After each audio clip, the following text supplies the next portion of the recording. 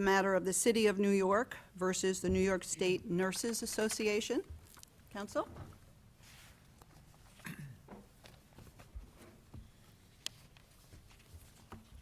May it please the court, Bevan Slack on behalf of the city appellants. I'd like to reserve 3 minutes for rebuttal. 3 minutes, sir? Yes, sir. You may.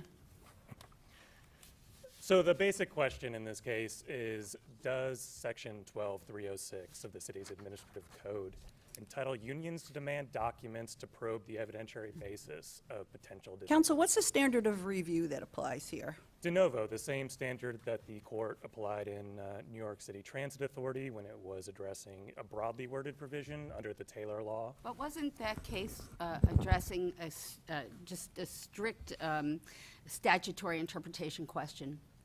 It was, and this case does as well. Well, but here we also have a contract that kind of weaves in with that statutory language. That's true, but the board has never claimed that the statute can be interpreted to give this kind of step one discovery right. They've claimed that there's a contract.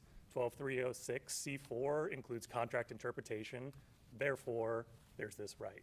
But here we have a contract that has specific language about what is included in a grievance That's that correct. may not be in other contracts. So that's a key to this, isn't it? That's right, and I think the court's review of that is also de novo because the language is clear. It's a grievance, and the parties agreed to a detailed grievance procedure that goes in 4 steps. None of them include discovery rights. That's important for a couple reasons. One is the parties did define what kind of information should be exchanged during that process. It's step 1 in disciplinary proceedings. It's to be the written charges. For certain kinds of discipline, like reprimands or lesser forms of discipline or other matters that the parties agree upon, there's an expedited procedure where at step 4, the parties exchange evidence prior to the hearing. That the parties specified that kind of information exchange in those discrete contexts, but not here, makes it clear that that's not the right that was intended. It's my understanding that the petitioners argue that the city never took this position before. The city's position consistently, I'm a little puzzled by the preservation argument. From the beginning at the outset to our answer to the improper practice petition, through the Supreme Court, below, we've always maintained that neither 12306 nor the contract. As a matter of practice, did you provide the information in this kind of a dispute? Everything suggests no. According to the union itself, there were seldom any requests on behalf of HRA. It's a small number of employees that are covered this, so that's not surprising.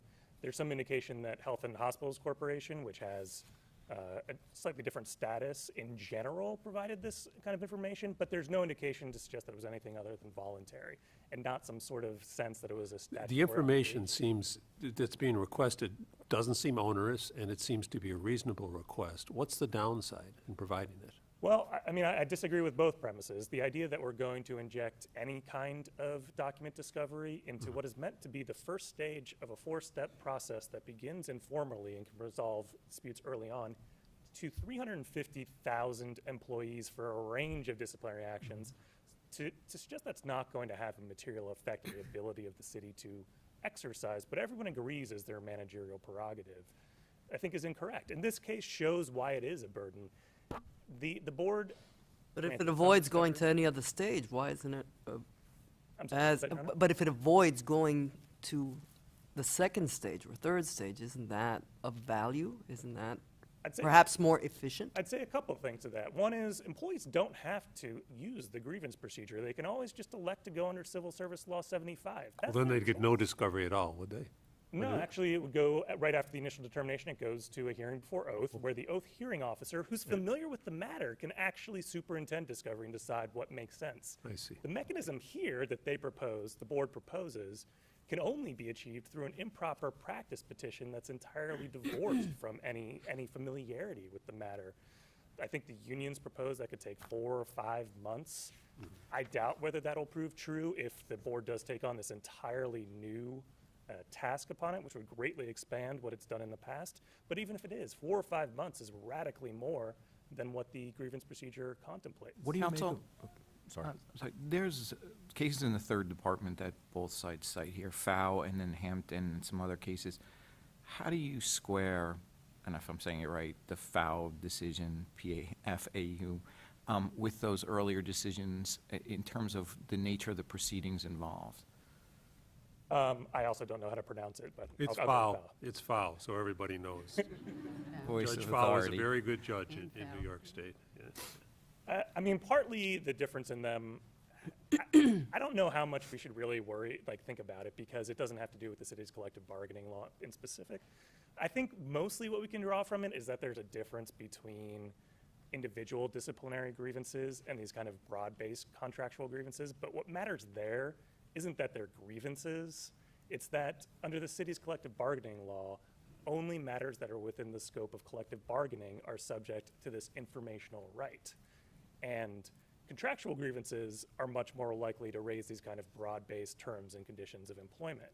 City's collective bargaining law is quite clear when it defines the scope of the subjects within the scope of collective bargaining. Section 12307A defines wages, hours, this kind of broad-based terms and conditions of employment. 307B makes it clear that taking disciplinary actions and decisions related to that are not within the scope of collective bargaining. If they're not within the scope of collective bargaining, they can't be within the informational right. And we know that the city never intended for this right to exist because it's the public policy of the city, as stated in Section 312F, that the parties sit down and bargain over grievance procedures and dispute resolution procedures, just like this. That's what the parties But did. how do we get around the fact that the contract defines grievances as including claimed wrongful disciplinary actions?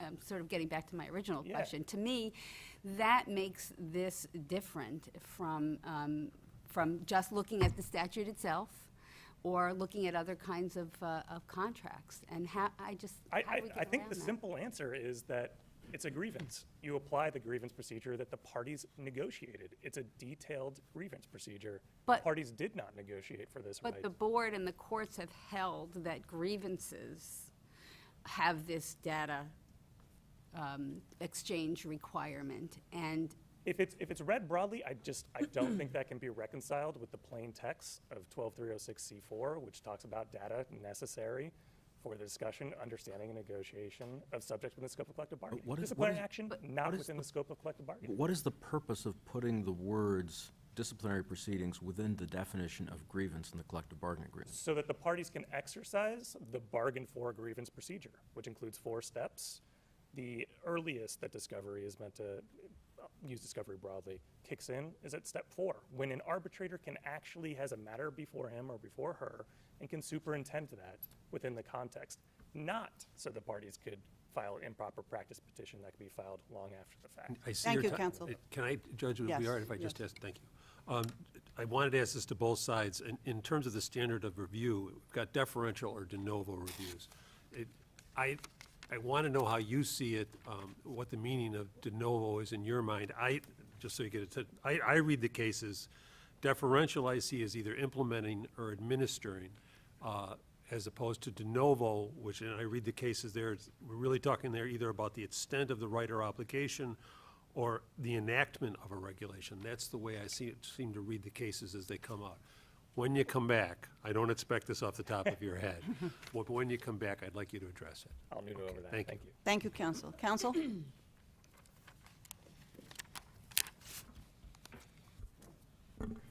May it please the court, my name is Abigail Levy. I represent the New York City Board of Collective Bargaining.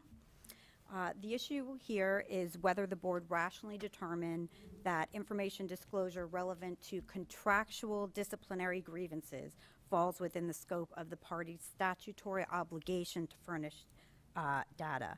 And with all due respect to counsel, he's drawing a false dichotomy here between contractual grievances and disciplinary grievances, which, as you've stated, are essentially one and the same in the contract. That's what the parties agreed to. So, as the First Department affirmed, the board's decision was rationally based because its interpretation of its own statute, which it's interpreted for coming on 50 years, was reasonable.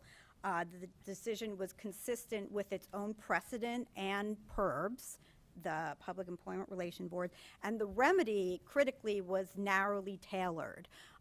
This isn't, a fishing expedition where anything that a But it party was asked narrowly for. tailored for this case, right? I mean, in the next case, they're gonna have to narrowly tailor it again, isn't that the fear?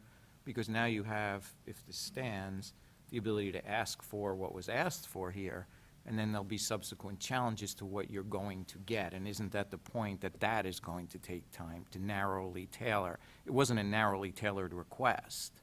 Right. Well, it's, the board uses its, many years of experience, and the board stated in its decision that anything that was, overbroad, not easy, they're not That's the required. discovery process, right? And I think the argument on the other side is that's what you're trying to avoid at this stage. So if you're going to allow this mechanism to be in place, these challenges are going to start off very broad, and then it will take time to get to what you describe as the narrowly tailored result. Well, first of all, if the parties produce the documents requested in the first place, then obviously it wouldn't get to this point. In the past, the parties, and I think my colleague will speak to this, in the past, the parties have generally been able to agree among themselves, produce documents in the context But of isn't that disciplinary his point, that that's been voluntary? It's never been intended that it's mandatory and that they have no choice about it. Right, that's correct, but again, it would take time, but there's also the flip side to it, where if documents are produced early in the grievance process, then there are various scenarios where in fact the union might decide, you know what, we're actually not going to pursue this. Is So the it really goes disciplinary both ways. action a grievance even before step one? When does a disciplinary action become a grievance? Does that? Well, Makes the sense. employer would bring a disciplinary action, and then. So as soon as the employee is accused of something, that's formally, that's when it becomes a grievance, or? No, because the employer is entitled to bring charges against an employee, and then sort of another process would start where the union would decide whether to grieve the matter. So that's my question, is here, before step one, before there was any determination by anybody that the charges had some, had foundation, that's when the request for information was made. And so my question is was it, if we're interpreting the contract and the statute as to require this exchange of information for grievances, was it a grievance yet? It was, so the charges had been brought, and there was a step 1A meeting where the step 1A meeting, then the information was requested, I believe, and then subsequently, the information was not produced. Subsequently, the employees were terminated. But to follow on that a little bit, and maybe this goes back to the third department issue, it seems as you have a disciplinary proceeding going forward, the grievance is the union or the employee complaining about that process or the fairness of that process. So why, it seems, and correct me if I'm wrong, but why wouldn't the disciplinary process go forward as it always has while this other grievance process is taking place? Since if you're tying it to that language, it's beyond a disciplinary proceeding for an employee, it seems to me. I'm not So- sure I understand, but and it may be because I don't understand the process, but it seems as if in some of the cases in the third department, the employee disciplinary proceeding went forward while this other issue was being litigated. Right. Why didn't that happen here? well, the disciplinary, the employees were terminated. So the process did go forward in the sense that they were terminated. But in the meantime, roughly at the same time, the union brought the improper practice petition seeking these documents that they were unable to get at the beginning of the grievance process. But it didn't stop the employer's process of disciplining these employees. So that process has been completed in this case? Yes. So by bringing the improper practice charge, the employees are still on the payroll? I'm going to defer to my colleague who represents NICE. Okay, I all don't right, know. you're not sure of the time frame there. What about the standard of review? You heard my question to council. I'm assuming you're going under a deferential standard of review. Right, we would find that there's a deferential standard of review. I believe that the Court of Appeals has long held that there's a deferential standard that's applicable to administrative agencies in general and our agency in particular, and de novo would not be applicable. And that's, isn't that really your strongest, one of your strongest arguments, is the Yeah, standard of review here? Absolutely. I mean, this agency, this is all we do, is labor relations, and this is our statute. We're charged with interpreting this statute. We've interpreted this statute for 50 years. There's a large body of precedent and legislative history addressing the meaning of this particular provision having to do with furnishing data and requiring that it's necessary for contract administration. So really, the fact that this is a disciplinary grievance is really a distinction without a difference, particularly here. So when the parties entered the collective bargaining agreement, you had already had a long history of taking this same position? City HRA was well aware that this was the position you had taken? Well, in fairness, we had addressed this provision, and it doesn't come up that often, but we had addressed this provision, but we had not or rarely had to address it in the context of disciplinary grievances. So. Thank you, counsel. Counsel? Good afternoon. May it please the court. Joseph Vitale from law firm of Cohen, Weiss and Simon for the respondent NISNA, the New York State Nurses Association. I want to, because you've asked a lot of questions that I want to address. First, with respect to the question about the charges. The filing of charges is actually an action taken by the employer that generates a response. So that we don't have to wait until someone's terminated at a later stage to file a grievance. And in fact, the case law talks about being able to get information in connection with potential grievances. So what the city is asking is that not only does the union have to file a grievance, but it has to take it all the way to arbitration in order to get the information that it wants to understand whether or not the grievance has any merit. And as I cited in my brief, there's a Supreme Court case that says that completely would overburden the system. The mechanism is supposed to lead to the efficient review. Of course, getting information sooner helps resolve matters. The whole issue about the practice, and there was a question about the practice. The collective bargaining agreement at issue that defines a grievance to include improper discipline covers 8,100 nurses, not only the 29 at HRA, but 8,000 at HHC. The undisputed practice, the undisputed record evidence is that the union has repeatedly asked for information, exactly like in this case, to HHC, which is covered by the same contract, and has repeatedly gotten information in connection with discipline affecting only 1 or 2 employees. So, And has it, in practice, has that burdened the process? Has it expedited it? Neither? So my point is twofold. There's no evidence that this was done on a voluntary basis as opposed to in recognition of the statutory obligation to do so. And it undermines, because what I really want to address is the arguments about what the practice is and how this is a folly that we're undertaking and it's an impractical and it's going to burn down the system. The answer is no. We've been operating for years asking HHC and getting information, and it hasn't burned down the process. There hasn't been a spate of improper practice proceedings that have been filed because of this newly given right. And with respect to the argument preservation, what I was arguing in my brief is not that the city has waived the right to complain they don't have the information.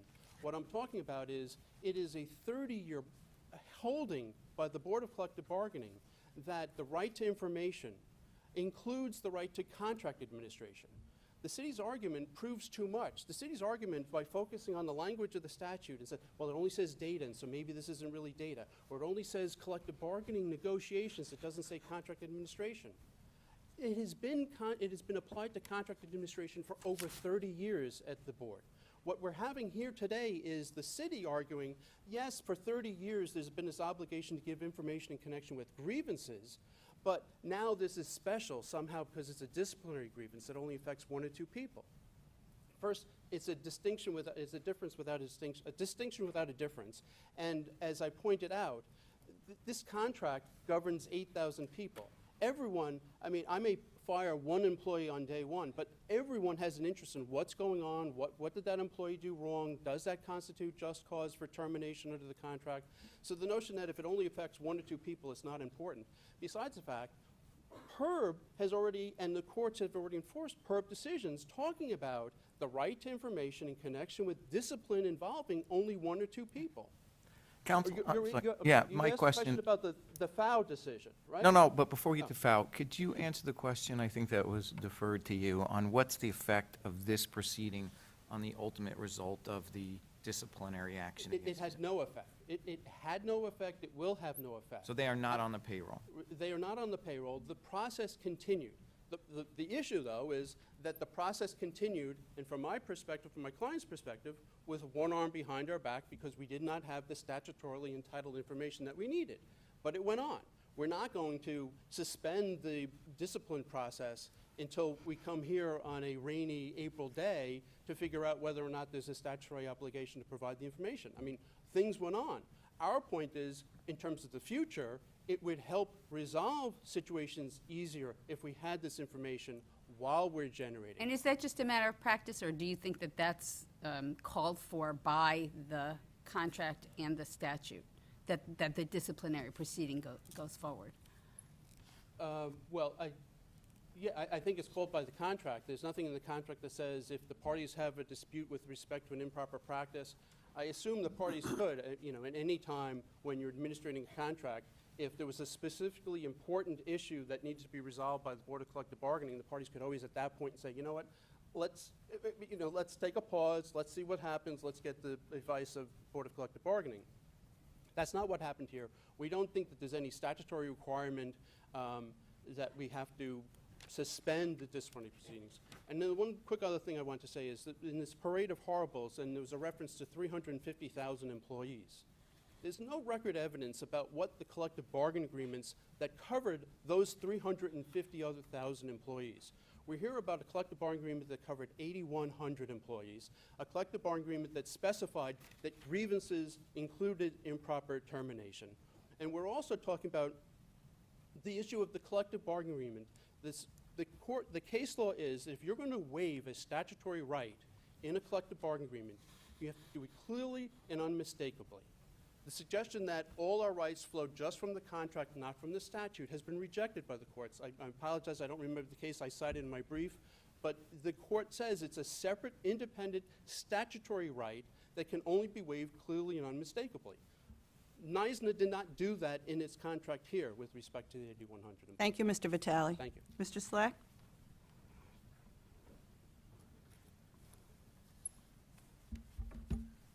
Judge Fahey, I'd like to try and field the question. Well, I think the standard review is important to your argument. A little bit, though. I don't think any amount of deference is going to change what 12306C4 says, and it doesn't say anything about this. There's this thing about administrative agencies. So Fine. you would say it would apply, you would win even under a deferential standard? Absolutely. Okay, so then we don't need to spend any time on it. Go ahead. Okay. The one thing I would say, just beyond the statute itself, is that counsel for the board mentioned 50 years of practice. Never extended it this far. Counsel for the board also mentioned the legislative history. I've seen no reference to legislative history that supports this. In fact, everything goes against it. In the legislative history for the bill, there's the report from Mayor Lindsay, who was the impetus for the entire legislation, which says this duty to bargain in good faith is about achieving, quote, equality of posture at the bargaining table. OCB, which is the parent of the board, submitted its annual report in that year in 1970-71. And it When says, you quote, bargained, you included disciplinary proceedings, right? Disciplinary. But when you bargained, you included disciplinary actions in grievances. Absolutely. So you made that decision up front. Absolutely. Isn't that what We he's made- talking about? We made the decision to define disciplinary grievances and to specify the process, just like the city's law requires. The board's own report from 1970 in the legislative history says the city and unions may voluntarily provide for their own dispute settlement procedures. What is this but not a dispute settlement procedure? It wasn't agreed to. Same thing under the Taylor law.